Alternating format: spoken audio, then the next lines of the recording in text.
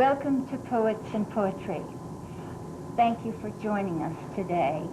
I am Leona Welch, President Emeritus of the Texoma Poetry Society, a chartered chapter of the Poetry Society of Texas. The purpose of this program is to promote and encourage the writing of poetry and to kindle a fine appreciation of this creative art with introductions to award-winning poets and their poetry. I am honored today to have as my guest Marilyn Stacy, poet, writer, therapist, and longtime friend from Dallas. Welcome to Texoma land. Thank you. I'm really happy to be here. We're so glad you're here, and thank you for bringing your poetry to share with us today. I met Marilyn about 1998, I think. A local college professor at the time had heard she was to read at a Plano Barnes & Noble bookstore, and so we went. I loved her poetry then, and that hasn't changed. So we are in for a real treat today. You're originally from Illinois. I am. I was born in East St. Louis, Illinois, something that I don't think a lot of people can claim. But, well, maybe they can. But I grew up there and went to school in Belleville, Illinois, which is just past East St. Louis, and didn't leave till after I'd been married about a year, and then we started moving a little bit. Okay. Yeah. Do you have brothers and sisters? No sisters. That's why I love my women friends. Oh, I see. We have a lot of girlfriends. Yeah, and two brothers, one a year older and one 12 years younger, the baby. Yeah, they tend to be Yeah. a little spoiled, don't they? Are you the only poet in the family? Yes, actually I am. I'm not the only writer, but I'm the only poet. So. When did you move to Texas? We moved to Texas twice. The first time was, let me think, 1967. We lived here 3 years. We loved it. We were never going to move. And then we moved to Colorado for 1 year. Oh, that's gorgeous country, Yeah. too. And then we moved back, and we've been here ever since. Ever Yeah. since. Yeah. Okay, how many children do you have? Oh, 5 or more. It seems like more sometimes. Yeah, 5. Yeah, when they come in with their friends, you Right, have a whole right, right. household, don't you? Sons or daughters? Our first child was a girl, and then we had 4 boys. So boys evidently kind of run in our family. But my brothers married women I love, and my sons married women I love. So we have girls in the family after all. That's a rarity. Yeah. I always said I had wonderful son-in-laws until my daughters got a hold of them. Oh. Are any of your children interested in poetry or writing? My daughter loves reading, and she writes a little bit, and she's written maybe 2 or 3 poems that were gifts to me, that I loved. She's busy. I foresee that when she's maybe 60 or 70, she'll slow down and start writing some. And the boys read my poems because I tell them to. Well, okay. Yeah, yeah. Well, so that's kind of like my girls. They hear my poetry when I set them down and say, okay, tell me what you think about this. Right. I understand you were a teacher, now retired. Right. Where did you teach? I taught at Richland College for 15 years. I was on the full-time faculty, and then I taught part-time after that for a couple of years. But I was in private practice also, and that was too much going on, so I haven't taught. But I might teach a couple of classes there this fall. Oh, really? Yes. Oh, how exciting to go back. Yeah, so, sometimes it is. Right. I've been away, for about 10 or more years, and I think I'd like to go back and teach a couple of classes again. Oh, wonderful. Yeah. How exciting. Mm-hmm. Where did you attend college? Richland. Richland. Well, when my youngest child, when we moved back to Dallas, Richland College opened that year in 1972, and I started college then. And so I went to Richland, then I went to North Texas and finished a bachelor's degree. Then I went to Texas Women's University to get my master's in psychology. And I always thought it would be wonderful to work at Richland. You know, I loved it when I was a student. So, you know, it never occurred to me to go out and look for a job elsewhere. I just went there, and yeah, luckily they needed somebody at the moment. They hired me, so yeah. I was there. Besides psychology, was there another subject that you were interested in that you pursued? Well, psychology and counseling, and you know, I've always loved English, and I've always loved writing, and I actually read my first poem that I really, really liked when I was at Richland as a student. Now that sounds kind of bad. I didn't dislike other poetry, but I hadn't been caught up with poetry. I thought, well, you have to be sort of a poet head or something to really, well, you know how. Yeah, you do. But when my first semester at Richland, one of the courses that I took was, I think it was a sophomore literature, I'm not sure, but I didn't want to take the grammar part. I thought, well, you know, I knew that. I could take a test. But the course I took was so fascinating because it was pieces of different things, you know, the plays and epic poems. Gilgamesh, I think we studied that, probably Shakespeare. And I wasn't, you know, anticipating being as thrilled with a poem as I was. And I may have told you this before, but it was Robert Browning's My Last Duchess. And I just was caught up in that. I thought it was a wonderful story. It was like a novel in a page, you know. So it piqued both your interest as a writer and a poet. It did. And that's the first time I thought, well, I might like to really read more poetry. Didn't plan to write it, though, at that point. So that came a little, maybe much later, I don't know. I want to mention that Marilyn is a marriage and family therapist in private practice, very active in the world of poetry, including serving as the current vice president of the Poetry Society of Texas, and I suspect will be the next president. How long have you been a member of the Poetry Society of Texas? Well, after I met you, Leona invited me to come to Sherman and read some of my poems. Do you remember that? Yeah, I do. And I don't believe I'd even heard of the Poetry Society of Texas until I met you, and then I heard about it, and I joined, and I love it, so thank you. Well, we belong to several different groups together, and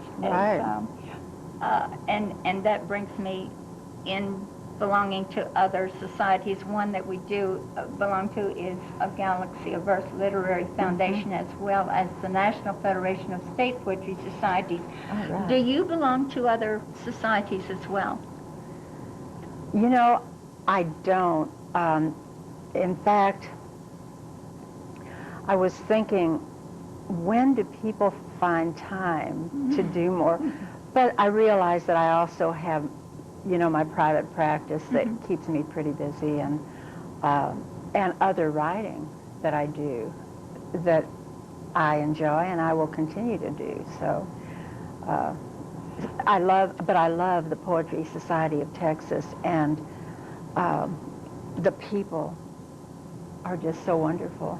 You told a story about writing, and my question was going to be, how long have you been writing poetry? But you told a story about entering a competition. Oh, yeah, that's almost embarrassing to tell you, but, well, I always wrote, like, short stories, articles.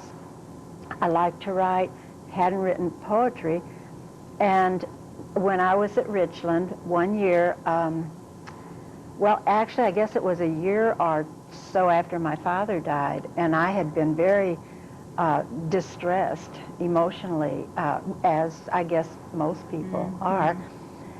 And the Dallas County Community Colleges sent out an announcement they were going to do a book of poems by anybody that worked in the college district. So that included the 7 colleges and the district office.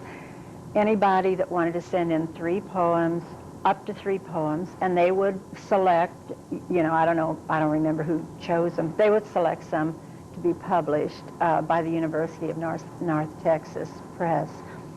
And I thought, well, I could write a poem. I don't know what I was thinking, but I wrote 3 poems, and I sent 3 poems in, and all 3 got chosen and were in the book. And I thought, well, now that was easy. But what's funny is I don't think I wrote another poem that was decent, that even I thought was decent, for, I don't know, 2 or 3 years. You know, it was not that easy. Yeah, But those the 2 in particular about my father, you know, about getting old, and that I just had such an emotional pull to put that down on paper. And I think that's why they were chosen, because you could feel the emotion in them. And I think most poets do believe in the healing power of poetry. I know Absolutely. I do. Absolutely. Do you write every day? I don't write, you know, no, I don't. It's nice. It's a nice idea. I probably write something every day, but it could be business related. I've been working on some projects like a movie script, and when I don't write a new poem often enough, I think I'm more likely to get my poems out that I've already written and look at them and think, well, that is not good, and try to work on it. So I write some days for a long, long time, hours, and then other days, no. Just whatever. Yeah. Do you have a special place in your home that you like to go to write? Well, yes, I have an office at home with my computer, my books, my everything, and I can close the door and, you know, turn on some nice music and kind of be by myself, and that's good. Other than that, I write anywhere, you know, anywhere. Well, when a poem attacks, one must write it. Yeah. That's true. As a poet, what inspires you to write?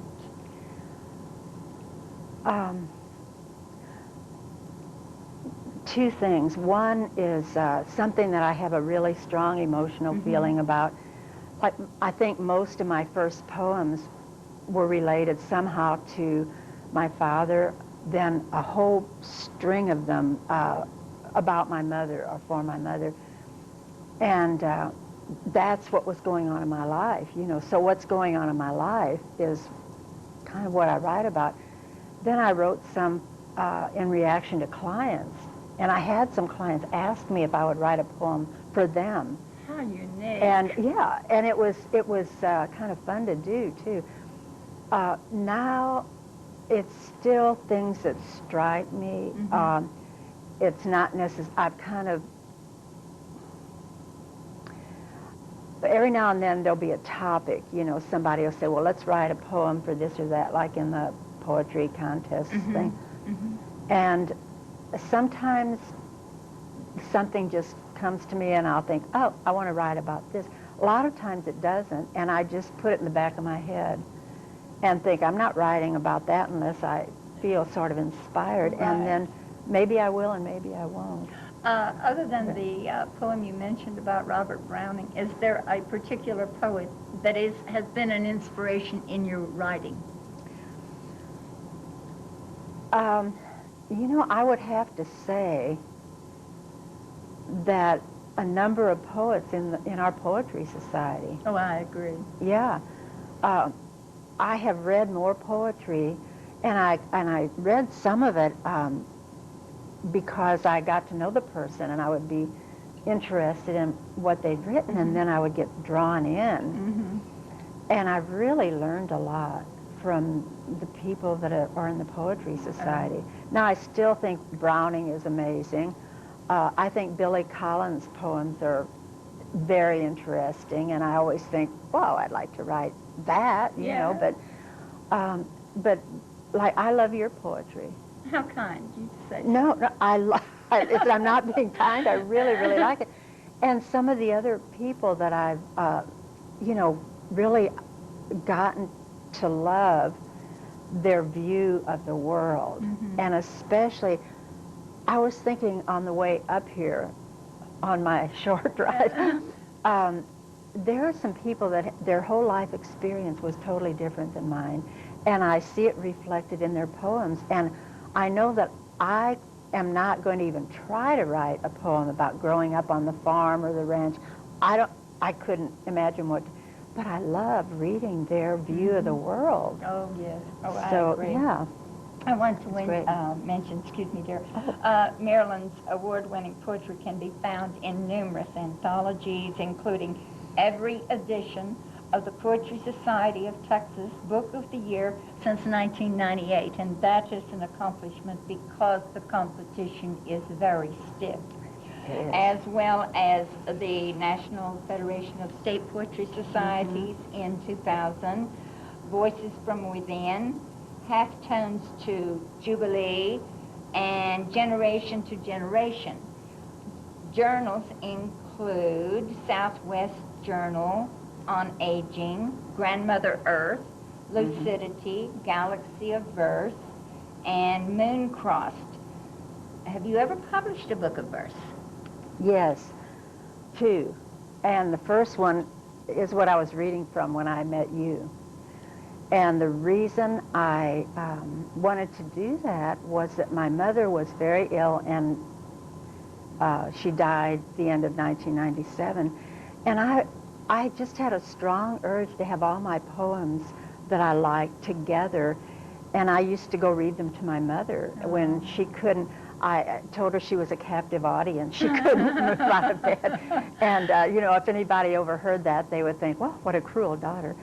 But my mother loved what I wrote, and I knew that she, even if she couldn't talk a whole lot, what she did say, I just feel like we kept our connection living and even beyond. So. And that's such a special time. It is. And then, I don't know when, let me think, about 3 or 4 years after that, I had a number of poems that were related to dreams and other unusual kind of things, and I put those together in a book called Dreams and Other Altered States of Consciousness. I love that title. Yeah, so. I love that title. I know you do other writings besides poetry, and you have mentioned the screenplay. Tell us what other kind of writings interest you. Well, I have a nonfiction book that I've just decided to kind of re-sculpt at the suggestion of an agent that I'm finally listening to. Took me a while. Yeah. I love that. And this, but I love movies, and I took a class in writing for screen scripts about a year ago, and I wrote a movie that I am kind of polishing, that I hope I can get out there somewhere. And then a friend of my daughter's produces films about Native Americans, and I have written a little bit for him, and I think I'm going to be writing a movie script for him. I hope. So yeah. So and then, you know, poetry is good. Yes. Yeah. I know that you often do present poetry workshops, as Marilyn will be doing at the Texoma Poetry Society today.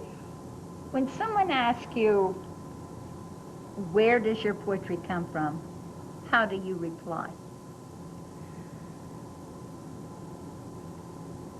It comes from my, I think from my soul, you know, and my heart. And then my head's got to be connected in there somewhere, you know. Mine's a little loose on the edges at times. But it's what moves me or what touches me or what inspires me or what makes me laugh. I don't do a lot of those. Mm-hmm. I'm not great at the funny, humorous poems. I wish I were. But every now and then, one comes to me that makes me laugh, and I write it down. And there you go. Absolutely. Yeah. One final question, and I do like to ask my guests this question because I think it's important that we can learn from each other. Mm-hmm. What advice would you give to someone who wants to write poetry but says they just can't do it?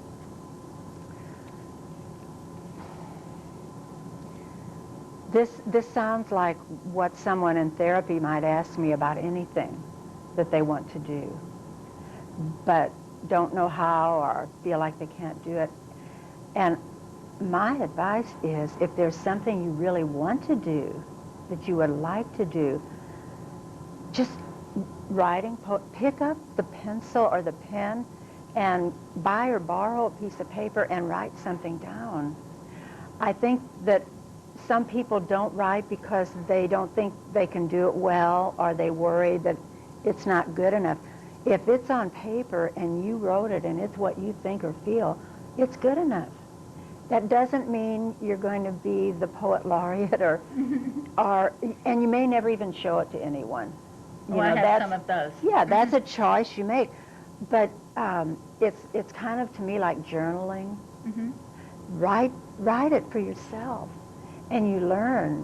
When you write something down, when you write it, it's amazing what you learn about yourself. How true. Yeah. Thank you so much for bringing your knowledge of poetry and creative writing to share with us today. It's going to be an exciting time. And I hope you will stay with us as we go to the meeting of the Texoma Poetry Society and our special guest, Marilyn Stacy. Thank you. Thank you. It's been just wonderful visiting with you. Thank you. The first time I came here was when I just joined, or right before I joined the Poetry Society of Texas. And I may have read a couple of the poems I'm going to read today, but I bet, let's see, 6, 7, 8, some of you may have forgotten if you were here, so I'm going to read them anyway. Leona had asked me when I started writing and what drew me to writing poetry. And I thought I would read a couple of poems that were my beginning or my first poems. And they're all poems that touched my emotions deeply because they were about family or my father, my mother. The first, I think this may be the first poem I ever wrote, and it still reminds me of my father, so I still like it. It's actually in 4 parts. I'm going to only read one part. The poem is Old Man's Tale, and I will read part 3, Shades of Transition. Tattered green cushions tied to smoothly worn rocker comfort weary bones no longer hidden by padded layers. White brows, thick, bristling, frown in confusion and fear as others ponder his future. Palest blue eyes, one